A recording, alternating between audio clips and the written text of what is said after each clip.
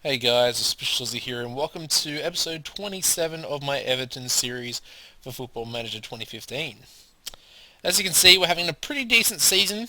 We are currently coming first in the English Premier League, tied on points with Man United and Stoke City.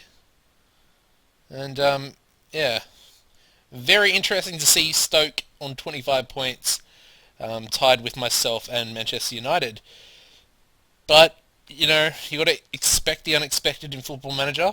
It's something I like to say to myself quite often when I lose a game to a team that's had one shot on target, and I've had like nine or so and not scored. But anyway, enough about that. You've probably seen me rage to moments like that throughout my YouTube career so far.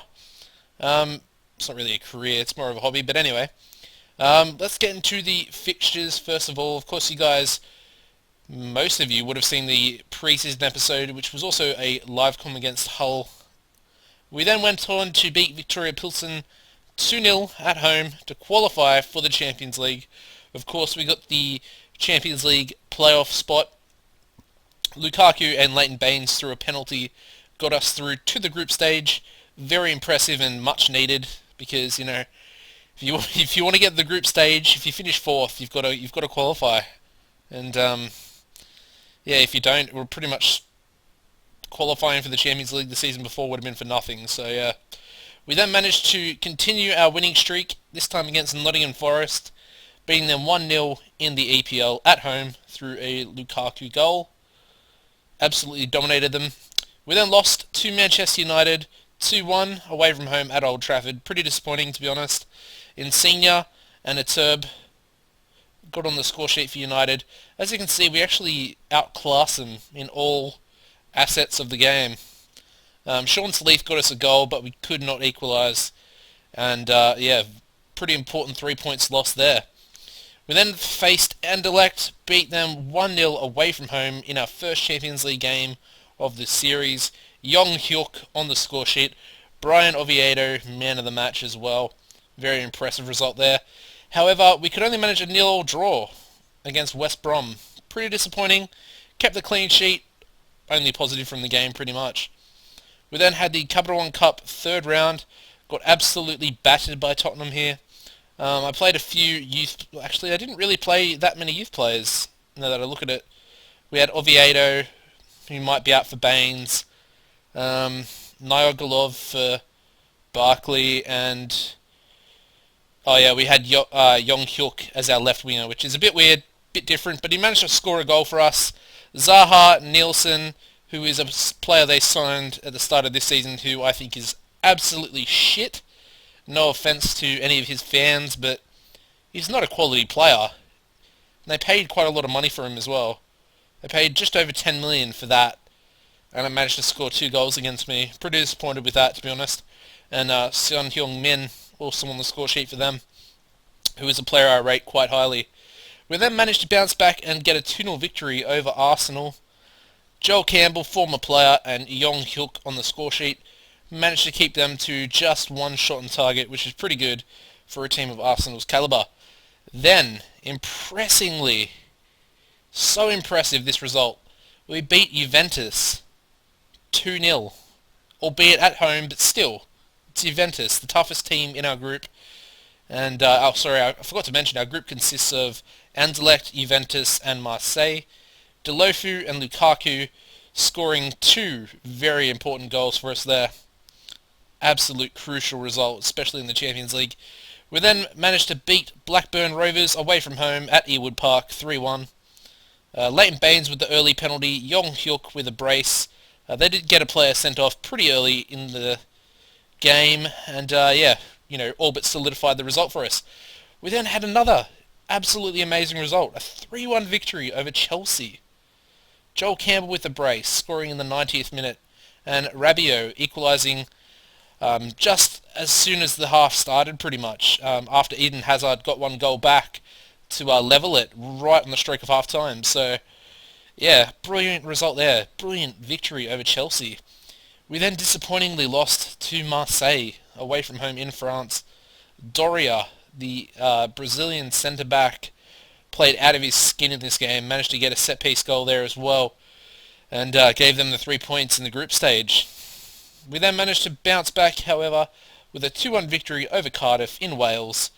As you can see, Lukaku, Stones, Ikram actually got a free kick there in the 88th minute, but Rabiot picked up man of the match. Stoke was the next game. Of course, they are coming third in the league, tied for first with ourselves. We beat them 2-0 at home through a Lukaku brace. Pretty impressive result considering where they stand. We then bounced back, this time at home against Marseille, a 5-1 victory. Amazing result to bounce back from that 1-0 loss that we suffered. And if you look at this goal scorers for us, a bit of revenge there. Joel Campbell opened the scoring in the 2nd minute. Doria scored an own goal in the 43rd. Yong Hyuk managed to get his first goal just after half-time. And managed to get a brace as well in that game. And Sean Sleeth was also on the score sheet, picking up man of the match with a 9.3 match rating. Impressive stuff there. We then lost, really disappointingly, 3-0 to Southampton away from home. Harry Kane got a hat-trick, which is really hard to take. I'm an Arsenal fan in real life, and dislike the player to say the least, but he is quality, at the end of the day. And Mellum also got sent off. Really pissed off that he got sent off as well, because we're actually starting to come into the game at this time. And fined him, and he was quite unhappy with me fining him for 1 week's wages. So, albeit, I don't really mind. He's actually dropped for this live comp today against Anderlecht. But we also managed to bounce back from that result there. A brilliant 4-0 victory over Tottenham. Sean Sleeth opened the scoring in the 1st minute. Yong Hyuk got another brace for the season. Christian Ramirez, coming off an injury, wasn't full fitness either. Full fitness or condition. Managed to get on the score sheet as well. Sean Sleeth, another man of the match award, trying to continue his debut season form, which was absolutely outstanding last year. And another 9.0 match rating. They did get a player sent off through Kaderabek. But, we were already 3-0 up at that stage and looking like we were going to win anyway. So, we've got Anderlecht today. Pretty big game, I have to say. We'll have a look at the Champions League group. We are in Group D. We've gone past it. We currently sit on top. 9 points from 4 games played, which is pretty decent. Obviously, the only loss coming against Marseille. Juventus are just behind us on 7 points. And then you have Marseille 1 point behind them on 6, which is, those two teams versus each other in this game of the round, or this game of the round. And of course I versus Anderlecht, who are on 1 point bottom of the group, only managed to get a draw. And if we win here, we will pretty much seal qualification. And I'm hoping for either a draw or a Juventus win. So, basically either of those two results will do me some decent favours if we manage to win here today. We are, of course, also at home, which obviously plays into our favour a little bit.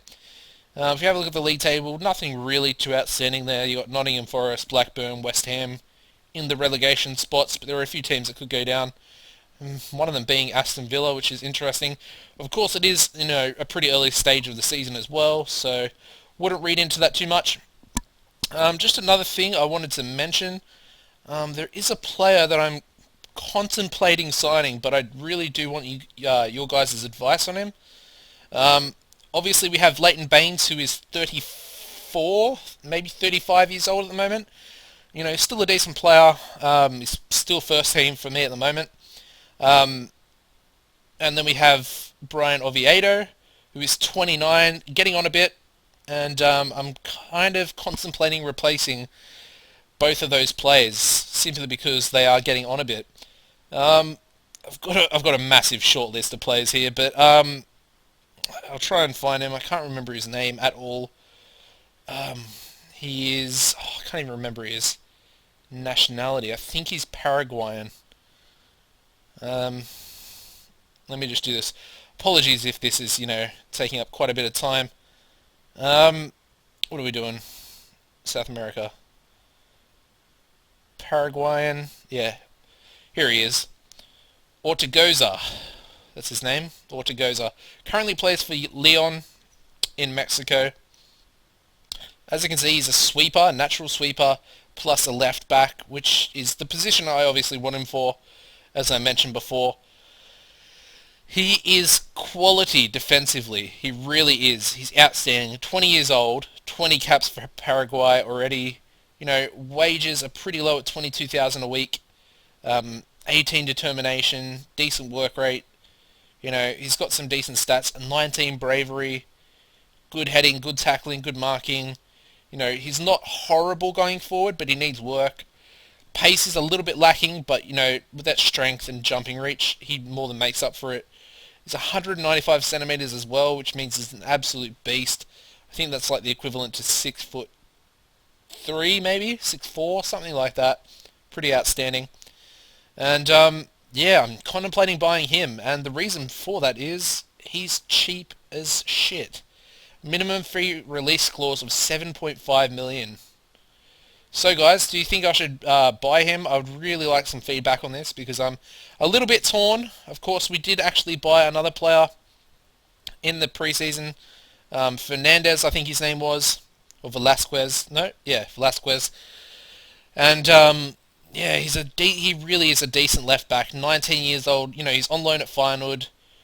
Not actually sure how many games he's played. He's actually played quite a few. He's played 13, basically 14 games. Hasn't played that well, albeit, but yeah, interesting. He's young. Could do with some developing, but Ortegoza is just, out of this world. Well, not out of this world yet, but he definitely has the potential to be. And for 7.5 million, should I be going for this guy? Should I? As far as a work permit, I would say he'd probably pass straight away, simply because of his fairly susceptible to problems when it comes to living in another country. I haven't seen that before. And they would want 1.9 mil for his... interesting little things about him I just found out. But what do you guys think? I've got 27 million transfer budget still remaining. We're coming up to January, and yeah, I'm contemplating replacing my left backs. Maybe I'll bring him in. We'll give him a little bit of game time here and there, see how he goes. Let Baines, run out this season.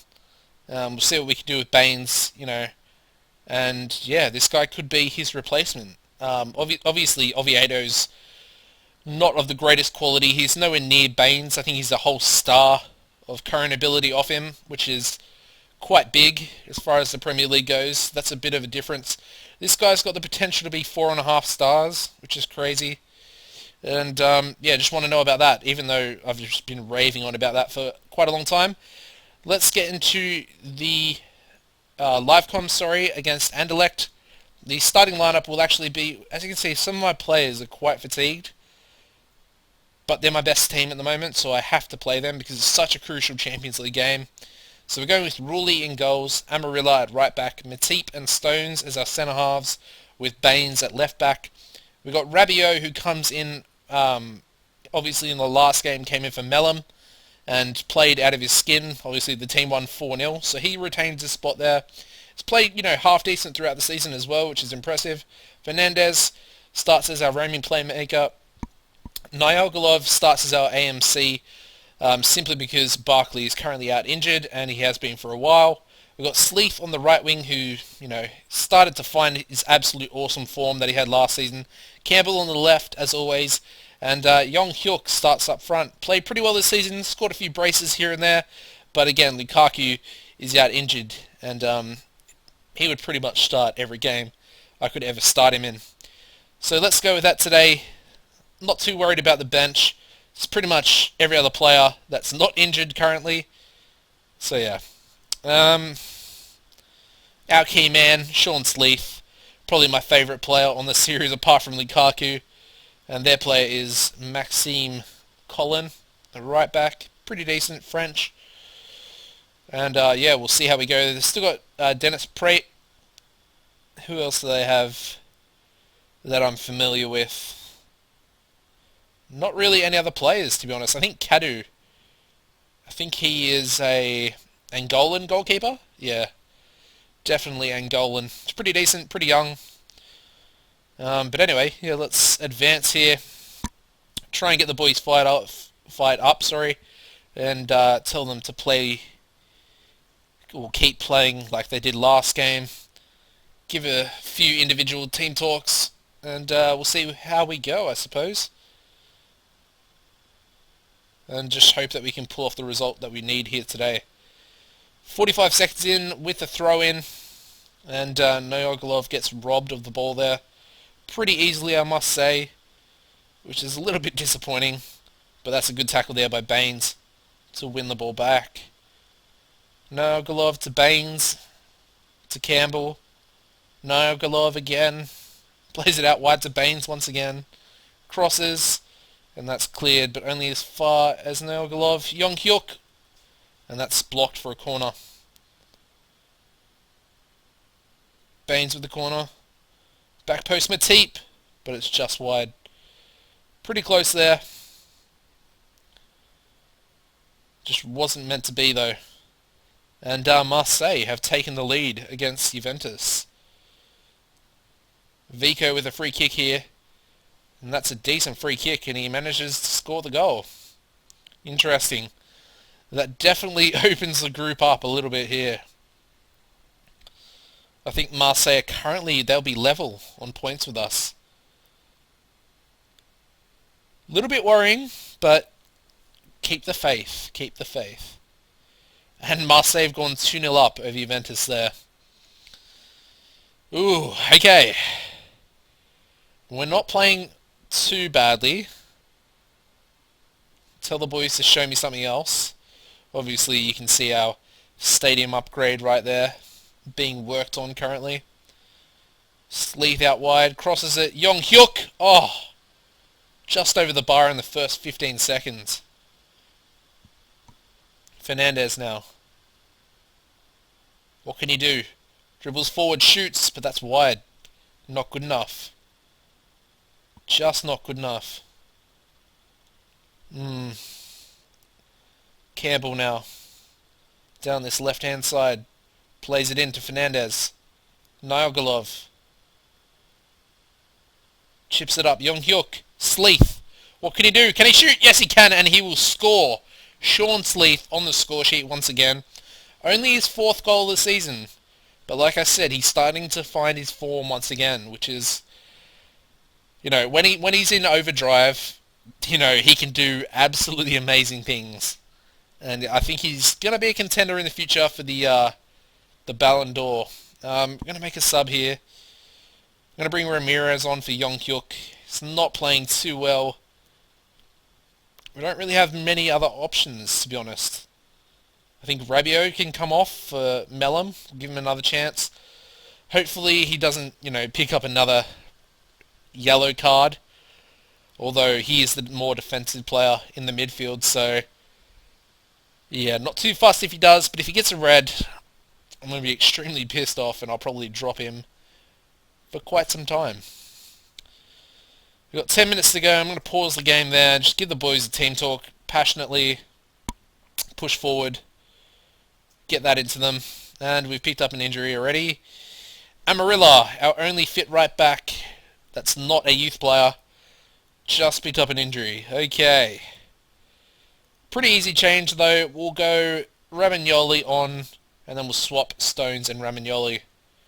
That's a pretty easy change there. I'm going to tell Ramagnoli I think there's a lot more to come from him, and he seems in a positive mood, so that's pretty good. Don't think we're going to get any meaningful highlight. No, we're not. That's going to be the end of the game there. Finish is a 1-1 draw. Pretty disappointing result, to say the least. We are at home, and I would expect us to beat Anderlecht at home. They probably just got lucky with that free kick there, but, you know, even still, yeah, they did. Like that's what I was talking about at the start of the episode. Albeit we didn't lose, but one shot on target. They scored from that one shot on target. And, you know, we had 6. We only scored 1. And the points are shared. Obviously, that's going to leave us with a bit of a predicament in the next game, because we're actually going to be versing Juventus. And if we lose that game, it's probably safe to say that we're going to be in the Europa League next for the next part of this competition. And I don't want that to happen. So I'm really torn about that. I'm not sure what we're going to do. How long is... Alright, Amarilla's only out for 12 days, which isn't too bad. I'm not going to bother commenting on that. And yeah, guys, that'll pretty much be it for this episode. Hopefully you've enjoyed. Don't forget to give me drop a comment and give me a feedback on that player. I've already forgotten his name. I think it was Ortigoza. That's it. And yeah, let me know what you guys think. Obviously, I need a replacement for Baines. We've got the young guy. I've forgotten his name as well. What's his name? No, I've forgotten it. It's not Fernandez because yeah, it's Velasquez. All right, we've got Velasquez, but he's young, not really fully developed. Whereas Ortigoza is a bit more developed. Can get him for pretty much 7 mil transfer plus maybe another 2 for his agent fee or agent transfer percentage or whatever it's called. So yeah, drop me a comment about that, and I'll see you in the next episode, guys. Goodbye.